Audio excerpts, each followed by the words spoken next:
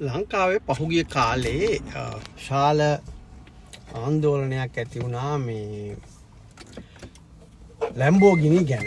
මේ ලැම්බෝගිනි ටික ලැම්බෝගිනි 17ක් ගෙනාවය විශාල කතාව බහක් ඇති වුණා.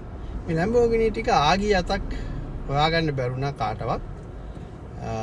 විවිධ දේශපාලඥයෝ ගෙනාවය කියලා කිව්වට පහුගිය දවසක මේ මට අහම්බෙන් විශාල ලැම්බෝගිනි ප්‍රමාණයක් එකම ස්ථානයක තියෙනවා දකින්න ලැබුණා. ඉතින් මම හිතුවා මේ නැති වුණු ලැම්බෝගිනි ටික ගැන හොය හිටපු අපේ සමහර සහෝදර සහෝදරයින්ට මේ ලැම්බෝගිනි මොන වගේද කියලා දැනගන්නවත් එක එක විවිධ වර්ගයේ ලැම්බෝගිනි ඇත්තම ලැම්බෝගිනි ඔයගොල්ලෝ දන්නවා. මේක දාන්න මම හිතන්නේ මේ ලැම්බෝගිනි විශාල ප්‍රමාණයක් ප්‍රදර්ශනාත්මකව වීදියක නතර කරලා තිබුණු වෙලාවක මම මේක රෙකෝඩ් කරේ. ඉතින් මේක මේ මට හිතා ගන්නත් බෑ මෙච්චරටම මෙතන විශාල ලැම්බෝගිනි ප්‍රමාණයක් බුගාටි වගේම අතිශය මිල අධික වාහන ප්‍රමාණයක් තිබුණා.